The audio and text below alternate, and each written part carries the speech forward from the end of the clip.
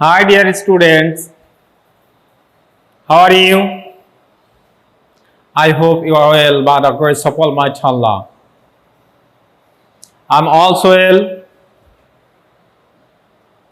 and welcome back to my English class. I have again come here to help you, and today I will discuss about the important issue of transformation sentence, and that is a simple, complex and compound. By this time you have learned about boys, affirmative to negative, assertive to interrogative, assertive to exclamatory and degree. But today I will discuss about simple complex compound, the boss of transformation. Okay? Don't fear, don't think. Everything will be easy. Just you will have to follow my lecture and you will have to practice test paper at your residence, at your home. And if you practice, I hope that you must learn. There goes a saying in English, practice makes a man perfect. I've told this proverb again and again. And I will request you to join us, to join me and practice and listen. You must learn. Okay, come to the point. First of all, we'll have to know the definition of simple complex compound. What is simple sentence? Listen and write down. A simple sentence is a sentence which contains one subject, one finite verb and one object. I'm going to repeat it again. Write down. Simple sentence is a sentence that contains single subject, single finite verb and a single object. Now I will tell about complex sentence. What is complex sentence? Write down. Complex sentence is such kind of sentence that contains one principal verb, one principal clause and one or more subordinate clause or clauses. Listen again. Complex sentence is such kind of sentence that contains one principal clause and one or more subordinate clause or clauses. Okay? Now write down what is compound sentence. Listen. Compound sentence is one kind of sentence that contains two independent clauses joined coordinating conjunction. I'm repeating it again. Listen carefully and write down. Compound sentence is such kind of sentence that contains two independent clauses joined coordinating conjunction. Okay, let's see some example, then it will be clear to you. First one, simple sentence. Simple. Number one, write down with me.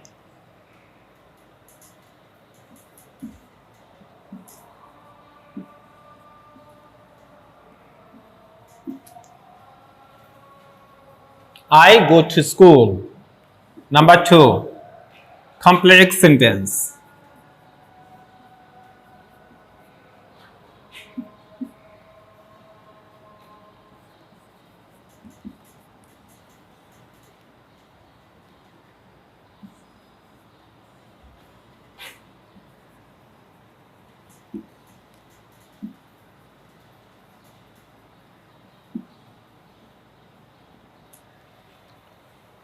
He reads so that he can pass. Number 3.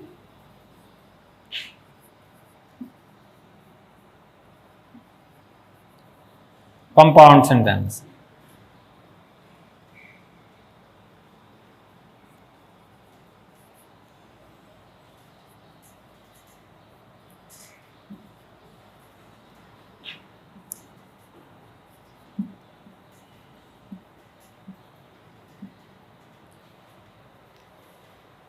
Okay. Simple sentence. Subject, finite verb, object. Okay. It's a principal clause. Symbol of complex sentence. Subordinate clause.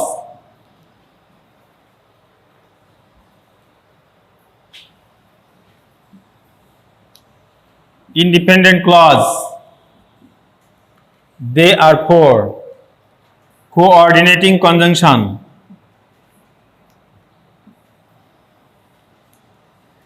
Independent clause.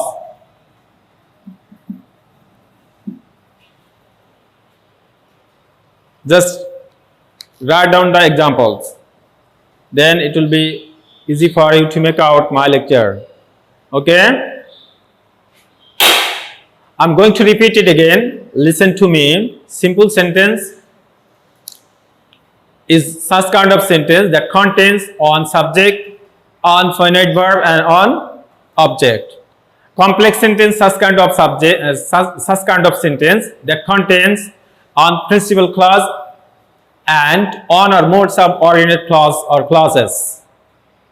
Finally, compound sentence is such kind of sentence that contains two independent clauses joined coordinating conjunction. But here is coordinating conjunction. Okay?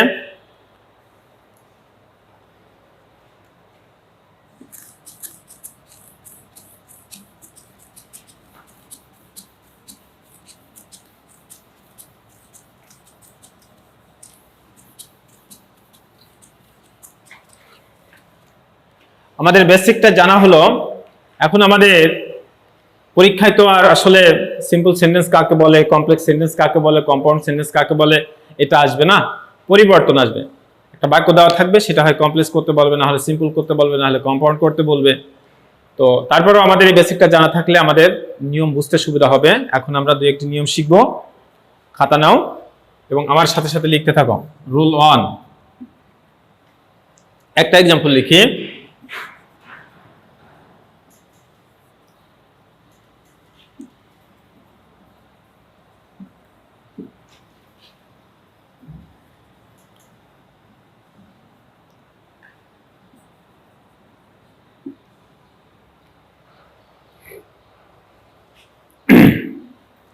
লিখেছি going to school, I saw him. তোমরা বুঝতে পারছো একটু আগে সংজ্ঞা অনুযায়ী, তথ্য অনুযায়ী দিস ইজ সিম্পল সেন্টেন্স। কারণ এখানে এটা is on kind of phrase, subject, finite verb, object, মানে সিম্পল সেন্টেন্স আছে। এখন পরীক্ষার হলে আমাকে সিম্পল সেন্টেন্স লিখে তো আর সিম্পল সেন্টেন্স করতে বলবে না, আমাকে এটাকে কমপ্লেক্স করতে বলবে অথবা কম্পাউন্ড করতে বলবে। তাহলে আমাদের আরেকটু বেসিকটা জেনে নেওয়া দরকার। সেন্টেন্স যখন আমরা চেঞ্জ করব, সিম্পল সেন্টেন্স বা কমপ্লেক্স সেন্টেন্স বা কম্পাউন্ড সেন্টেন্স যেটাই হোক, বিশেষ করে সাবজেক্ট আর ভার্ব সেটিং এর সময় একটু খেয়াল রাখতে হবে। স্যারে যে টেন্সে রেখেছে আমাকে কিন্তু ওই টেন্সে থাকতে হবে। ভিন্ন টেন্সে যাওয়ার পরেই কিন্তু বাক্যটি ভুল হবে। স্যারে প্রেজেন্ট টেন্সে লিখেছে প্রশ্ন, আমি যদি পাস্ট টেন্সে উত্তর লিখে আসি তাহলে কিন্তু হবে না। সবসময় সাবজেক্ট দেখে সাবজেক্ট এবং ভার্ব দেখে ভার্ব অনুকরণ করতে হবে এবং ওটাকে মিলিয়ে লিখতে হবে। যে ধরনের সাবজেক্ট স্যারে লিখেছে, আমার যদি আরেকটা সাবজেক্ট লেখার প্রয়োজন হয়, কারণ সিম্পল সেন্টেন্সে একটা থাকবে, কমপ্লেক্সে কিন্তু দুইটা সাবজেক্ট দরকার হবে, তখন আমাকে কি করতে হবে, স্যারে যে সাবজেক্ট লিখছে সেটাকে দেখে আবার রিইউজ করতে হবে। তবে মনে রাখতে হবে, স্যারে যদি মনে করো টিনা লিখে, তো টিনা থেকে অন কাইন্ড অফ নাউন, তাহলে আমার যদি আরেকবার সাবজেক্ট দরকার হয় আরেকবার টিনা লেখা যাবে না, কারণ দুইটা পার্ট সাফিক্স মানে এক পার্ট সাফিক্স দুইবার বসালে কেমন হয়, এই জন্য আমাদের কি করতে হবে, দ্বিতীয়বার যখন লিখতে হবে তাহলে টিনাকে প্রোনাউন করে বসাতে হবে। আর যদি মনে করো রহিম থাকে তাহলে রহিমকে প্রোনাউন করে বসাতে হবে, হি হবে, আর টিনার পরিবর্তে সি হবে। আর সাবজেক্ট আর ভার্বটা খেয়াল রাখতে হবে, স্যারে তো মিনিমাম একটা লিখবে, সেটা সিম্পল সেন্টেন্সে হোক কমপ্লেক্স কম্পাউন্ড। সিম্পলে তো মিনিমাম একটা ভার্ব লিখবে, যেমন এখানে আমি একটা ভার্ব লিখেছি, এটা ভার্বটা আছে V2 তে। তার মানে আমি এখন যদি এই বাক্যটাকে কমপ্লেক্সে নিয়ে যাই তাহলে কিন্তু আমাকে হোয়েন দিয়ে শুরু করতে হবে। আচ্ছা, হোয়েন দিয়ে শুরু করার পর আমি একটু আগে যা বলেছি, আমার কমপ্লেক্স সেন্টেন্স দুটা ক্লজ হবে, দুটা পার্ট হবে, তাহলে দুটা সাবজেক্ট হতে হবে, দুটা ভার্ব হতে হবে। সেক্ষেত্রে আমাকে কি করতে হবে, একটু আগেই বলেছি যে স্যারের লেখা সাবজেক্টটা আমরা অনুকরণ করতে পারি। স্যারে যদি সাবজেক্ট প্রোনাউন লেখে তো সেটাকে আমরা সরাসরি দুইবার রিপিট করতে পারি, আইটা লিখতে পারি এখানে। আচ্ছা, এখন দেখো আমার অলরেডি একটা সাবজেক্ট আছে, একটা সাবজেক্ট হলো, মোট দুইটা সাবজেক্ট হয়ে গেল। এখন আমাকে আরেকটা ভার্ব তৈরি করতে হবে, কারণ আমার হাতে একটা ভার্ব অলরেডি আছে। তার মানে আমি এখন যদি এটাকে মাইনাস করে দিই, হয়ে যায় গো। গোটা কিন্তু বেস ফর্মে চলে এসেছে, মানে প্রেজেন্ট ফর্মে চলে এসেছে, বা V1 হয়ে গেছে। এখন আমি কি গো লিখতে পারবো? আসলে গো লিখবো না গোজ লিখবো নাকি ওয়েন্ট লিখবো, কি লিখবো, আসলে আমার পাশের ভার্বটার হেল্প নিতে হবে। দিস ইজ V2, সো এটাকে আমার এখন V2 করে লিখতে হবে, সেক্ষেত্রে আমি ওয়েন্ট লিখতে পারি। আচ্ছা, ভার্বটা এবং সাবজেক্টটা সেট আপ করার পরে প্রথম অংশে যা থাকে ততটুকু তুমি প্রশ্ন দেখে বা তোমরা প্রশ্ন দেখে জাস্ট লিখে দিলেই হবে। এই সেটিংটা বুঝতে পারলেই তোমাদের এই বাক্যকে কম্পাউন্ডে নেওয়ার সমস্যা না, কমপ্লেক্সে নেওয়ার সমস্যা না। আবার একটু বলি, আমি হোয়েন কোথায় পেলাম সবসময় মনে রাখতে হবে, একটু নোট করে নাও। আমি একটু লিখে দিই, তোমরা লিখো। এই ভার্ব প্লাস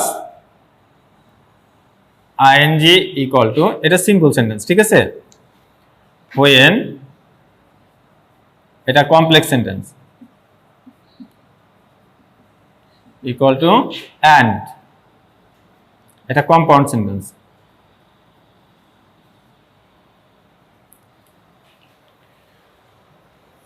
নোটটা ইজ ভেরি ইম্পর্টেন্ট,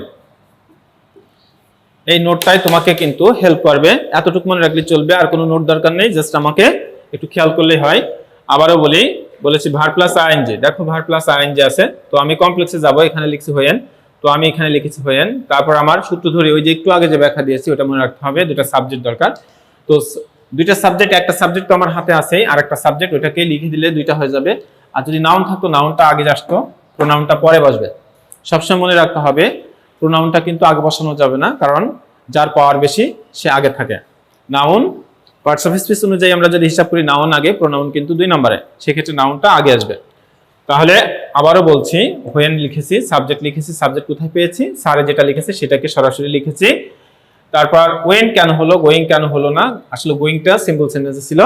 আমি তোমাদের এখানে দেখিয়েছি ভার্ব প্লাস আইএনজি যুক্ত বাক্যকে কমপ্লেক্স করার সময় আমাদের হোয়েন দিয়ে শুরু করতে হবে, তো হোয়েন দিয়ে শুরু করেছি। সাবজেক্ট লিখেছি, ওই ভার্বটা টু লিখেছি, তারপর প্রশ্নে যা ছিল সেটা লিখেছি, কমা দিয়ে আমরা দ্বিতীয় অংশটা লিখলে আমাদের উত্তর হয়ে যাবে। আই স হিম, এটা দেখো কমপ্লেক্স হয়ে গেছে। আবার পড়ি, দেখো when I went to school I saw him. তোমরা যারা বোঝো নাই তারা আবার ক্লিয়ার হও। হোয়েন কোথায় পেলাম, হোয়েন পেলাম আমরা এই কারণেই, কোনো বাক্য সিম্পল সেন্টেন্সে যদি ভার্ব প্লাস আইএনজি দিয়ে শুরু হয়, ওই বাক্যকে আমরা কমপ্লেক্সে যাওয়ার সময় হোয়েন দিয়ে শুরু করব। খাতায় লিখে নাও। আবারও বলছি, ভার্ব প্লাস আইএনজি দিয়ে শুরু হলে কমপ্লেক্সে যাওয়ার সময় হোয়েন দিয়ে যেতে হবে। হোয়েনটা কোথায় বসবে, শুরুতে বসবে। আবারও বলছি, ভার্ব প্লাস আইএনজি দিয়ে শুরু হলে আমাকে ওই বাক্যকে কমপ্লেক্স করতে হলে শুরুতে হোয়েন দিয়ে শুরু করতে হবে। তারপর একটা সাবজেক্ট লিখতে হবে, সাবজেক্টটা লিখতে হবে প্রশ্ন অনুযায়ী, সেই অনুযায়ী লিখছি। তারপর আইএনজি উঠিয়ে আমরা ভার্বটাকে আইএনজি উঠিয়ে দিয়ে ভার্বটাকে সেট করে দিব। এখন দেখো এটা V2 আছে, তো আইএনজি উঠানোর পরে আসছে গো। এটাকে যদি আমরা সরাসরি এটা অনুযায়ী অনুকরণ করে লিখি তাহলে ওয়েন্ট আসে, কারণ এটা পাস্ট টেন্স, মানে এটাও আমাকে পাস্ট টেন্স করে বসাতে হবে। এটা যদি মনে করো সি থাকতো তাহলে আমরা গো লিখতে পারতাম। তাহলে ওয়েন্ট টু স্কুল, আর বাকিটা জাস্ট প্রশ্ন দেখে লিখেছি। আর দ্বিতীয় অংশের কোনো পরিবর্তন হচ্ছে না, সরাসরি তোমরা বসিয়ে দিলে উত্তর হয়ে যাবে। এখন প্রশ্ন হলো, এটাকে যদি উপরের বাক্যটি যদি পরীক্ষার হলে কম্পাউন্ড করতে বলে, তাহলে যে স্টুডেন্ট কমপ্লেক্স পারবে, সে তো কম্পাউন্ড পারবে। তোমাদের জাস্ট এই যে নোটটা লিখে দিয়েছি, ভার্ব প্লাস আইএনজি সমান সমান কমপ্লেক্স হোয়েন কম্পাউন্ড অ্যান্ড। আচ্ছা, অ্যান্ডটা কোথায় বসবে? দুটো বাক্যের মিডিলে অ্যান্ড বসিয়ে দিলে উত্তর হয়ে যাবে। প্রথম অংশটা যেভাবে কমপ্লেক্সের জন্য সেটআপ দিয়েছো এভাবে সেটআপ দিতে হবে। তারপরে আমি একটু এটাকে মিলিয়ে দেখি কম্পাউন্ড আমরা কিভাবে করি। কম্পাউন্ডের তো আর হোয়েন হবে না, এটা তো কমপ্লেক্সের জন্য বসিয়েছি। তাহলে আমরা সাবজেক্ট থেকে শুরু করব। I went to school. যে ছেলে কমপ্লেক্স করতে পারবে ও কিন্তু কম্পাউন্ডও করতে পারবে, যে মেয়ে কমপ্লেক্স করতে পারবে সে আবার কম্পাউন্ড করতে পারবে। মানে দুইটা সিস্টেমটা একই রকম, শুধু কমপ্লেক্সের চিহ্নটা শুরুতে বসবে আর কম্পাউন্ডের চিহ্নটা মাঝে বসবে, দুই বাক্যের দুই ক্লজের মাঝে। তার মানে আমি প্রথমটা লিখেছি, এখন একটা অ্যান্ড লিখবো। And I saw him। দেখো, I went to school and I saw him। আমরা যদি এই আই না লিখি তাও কোনো সমস্যা নাই, কারণ কম্পাউন্ড সেন্টেন্সের দুটো সাবজেক্ট যদি একরকম হয়, দুটো ভার্ব যদি একরকম হয়, দ্বিতীয়টা যদি সাইলেন্ট রাখা যায় এটা সমস্যা নাই, আবার লিখলেও কোনো সমস্যা নাই। As you wish you can write or not. Okay, নিয়মটা মনে হয় বুঝেছো। আর না বুঝলে আমি আবার একটা এক্সাম্পল দেখাই, খেয়াল করো।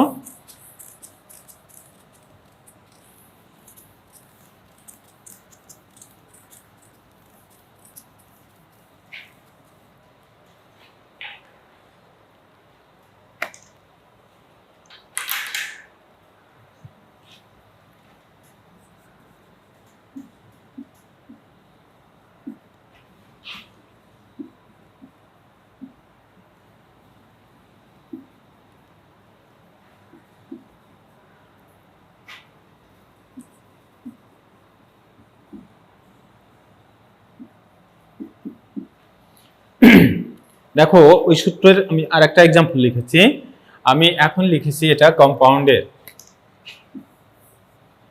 দেখো, এখানে লিখেছি রোড, এটা V2, এখানে লিখেছি কম্পোস্ট, এটাও V2। আমি পরীক্ষার হলে এই বাক্যটাকে সরাসরি কমপ্লেক্স করতে পারি, মানে কমপ্লেক্স করতে হবে, আমাকে প্রশ্নে বলা হলো কমপ্লেক্স করো, তাহলে এটা কিন্তু একবারে সহজ হবে। তোমাদেরকে শুধুমাত্র অ্যান্ডটাকে উঠিয়ে একটা কমা দিয়ে শুরুতে একটা হোয়েন লিখলে কিন্তু কমপ্লেক্স হয়ে যাবে। তার মানে ওই যে আমি একটা ছোট্ট নোট দিয়েছি, ভার্ব প্লাস আইএনজি সমান সমান হোয়েন সমান সমান অ্যান্ড। সবসময় মনে রাখতে হবে এই ছোট্ট সূত্রটা, বেশি বড় করে সূত্র মনে রাখা সম্ভব না। বইয়ে কিন্তু অনেক বড় করে লেখা আছে, কিন্তু এটা মুখস্থ করতে গেলে তোমরা ভয় পেয়ে যাবা। আসলে স্টুডেন্টরা মনে করে simple complex compound is very difficult, it is not easy for them to learn, and I think that it is very easy. Just if you follow my lecture, everything will be easy. আসলে আমার lecture যদি নিয়মিত তোমরা অনুসরণ করো তাহলে তোমাদের কাছে কোনো কিছু কঠিন মনে হবে না, এটা আমি আশা করি। দেখো, একটু আগে যে নিয়মটা শিখলে সেটা আরেকটু একটু আস্তে আস্তে পড়ি। এটা দেখো লিখেছে সি, এটা লিখছে রোট, WROT, wrote a poem and she composed it। এটা আমরা দুটো পার্ট যদি ভেঙে ফেলি তাহলে আমাদের জন্য, আমি তোমাদের বলেছিলাম কম্পাউন্ড সেন্টেন্সের সংজ্ঞায় দুটো ইন্ডিপেন্ডেন্ট ক্লজ থাকে। ইন্ডিপেন্ডেন্ট ক্লজ মানে স্বাধীন ক্লজ। স্বাধীন ক্লজ মানে কি, এটাকে যদি আমি ওর অনুবাদ করি তাহলে স্বাধীনভাবে অনুবাদ করতে পারবে, এটা অনুবাদ করতে পারবে, কিন্তু মাঝে থাকে একটা coordinating conjunction, and is one kind of coordinating conjunction.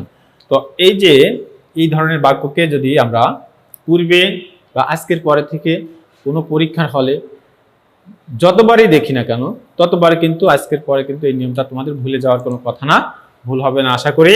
এটাকে কমপ্লেক্স করতে হলে শুরুতে তোমাদের হোয়েন দিতে হবে। হোয়েন, দেখো আমি লিখি, she wrote a poem, এই অ্যান্ডটা আমি কমা দিয়েছি, তারপর আবার she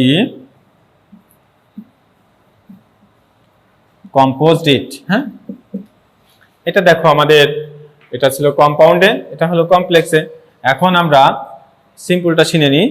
যদি দেখো যে হোয়েন আছে, দুই পাশের সাবজেক্ট এক আছে, দুই পাশের ভার্ব সেটাও ঠিক আছে, কম্পাউন্ডে অ্যান্ড আছে, দুই সাবজেক্ট এবং ভার্ব ঠিক আছে, তাহলে আমরা যদি পরীক্ষার হলে সিম্পল করতে চাই তাহলে আমাদের কি করতে হবে, প্রথম সেন্টেন্সের যে ভার্বটা স্যারে লিখেছে সেটার কাছে যেতে হবে আমাদের। আমরা যদি কমপ্লেক্স থেকে আসি, কম্পাউন্ড থেকে আসি, দেখো আমি মার্ক করেছি, আমরা এটাকে আসলে আইএনজি যোগ করে কিন্তু আমাদের উত্তর লিখতে হবে when and সমান সমান সিম্পল সেন্টেন্সে ভার্ব প্লাস আইএনজি। তাহলে আইএনজি যোগ করতে হলে একটু খেয়াল করো, এটা যদি রোট হয় এর আগে কিন্তু একটা সাবজেক্ট আছে, এটা যদি রোট হয় এর আগে কিন্তু একটা সাবজেক্ট আছে, এটা কম্পাউন্ড এটা কমপ্লেক্স। তো যেখান থেকেই আমি আসি আমাদের দুইটাকে একসাথে ছোট্ট করে মনে রাখতে হবে, কারণ আমি এখন আইএনজি যোগ করব। আইএনজি যোগ করলে রোটিং তো হওয়ার কথা নয়। তোমরা অবশ্যই জানো যে আইএনজি যোগ করতে হলে ওইটাকে আগে বেস ফর্মে নিতে হয়, ওইটাকে আগে প্রেজেন্ট ফর্মে নিতে হয়, ওইটাকে আগে V1 করে নিতে হয়। যে ফর্মেই থাকুক, যদি এস বাই এস থাকে তাহলে এস বাই এস উঠে যায়, যদি ফার্স্ট ফর্মে থাকে তাহলে কিন্তু ফার্স্ট ফর্মটা মনে মনে প্রেজেন্ট করে তারপর আইএনজি যোগ করতে হয়। এখন যদি প্রেজেন্টে থাকে তাহলে তোমার জন্য সহজেই সরাসরি প্রেজেন্ট ফর্মের সাথে আইএনজি যোগ করে দিলেই হয়ে যায়। এখন আইএনজি যোগ করে ভার্বের সাথে আইএনজি যোগ করে তাহলে সাবজেক্ট কি হবে? যেহেতু সিম্পল সেন্টেন্সে একটা সাবজেক্ট দরকার, এই জন্য আগের সাবজেক্টটা আমার বাদ হয়ে যাবে। এখন প্রশ্ন হলো, আগের সাবজেক্টে যদি প্রোনাউন নয় নাউন হয় তাহলে কি হবে? দ্বিতীয়টা প্রোনাউন উঠায় নাউনটা ওখানে রেখে দেবো আর প্রোনাউনটা বাদ দিয়ে দিব, কারণ আমি তোমাদের বলেছি যে কখনোই নাউন বাদ হয় না, বাদ হয়ে যাবে প্রোনাউন, যার শক্তি বেশি সে টিকে থাকবে। আচ্ছা, এখন দেখো আমরা এটাকে সিম্পল করি। তো এই রুটটাকে মনে মনে আমরা প্রেজেন্টে বা বেস ফর্মে নিয়ে আসলে হবে রাইট, আইএনজি যোগ করলে হবে রাইটিং।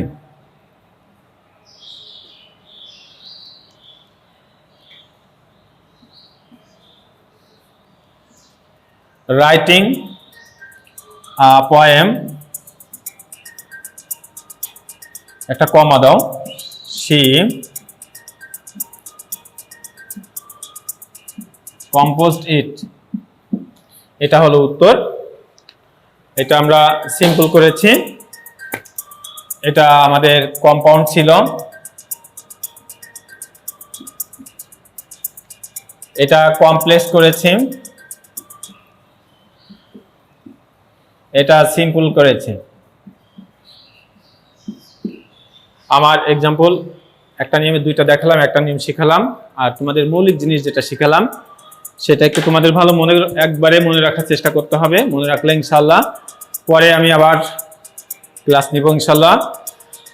পরে ক্লাসগুলো একবারে ইজিভাবে তোমরা শিখতে পারবা যদি তোমরা আমার এই বেসিক কথাগুলো একটু বারবার পড়ো, বারবার দেখো। I request you to make notes at your residence and repeat it again and read it again and again to learn more, because without practice nothing is possible. You can't learn anything without practice. That's why I request you to practice, to make notes, to write more. If you write more, your handwriting will be clear and good and excellent, wonderful. And that's why you will have to write more and more. You will have to read more and more. You will have to practice more and more. To learn more, you will have to practice more. And finally, I will tell you to stay home and protect yourself and protect your family, because coronavirus is everywhere. It's one kind of dangerous disease for human beings. That's why you should be aware of it, conscious of it. And you'll have to wait for my next class, and I would tell you to join my class regularly. Finally, I would tell you to stay home again, stay home again, stay home again. Thank you. See you next class. Bye.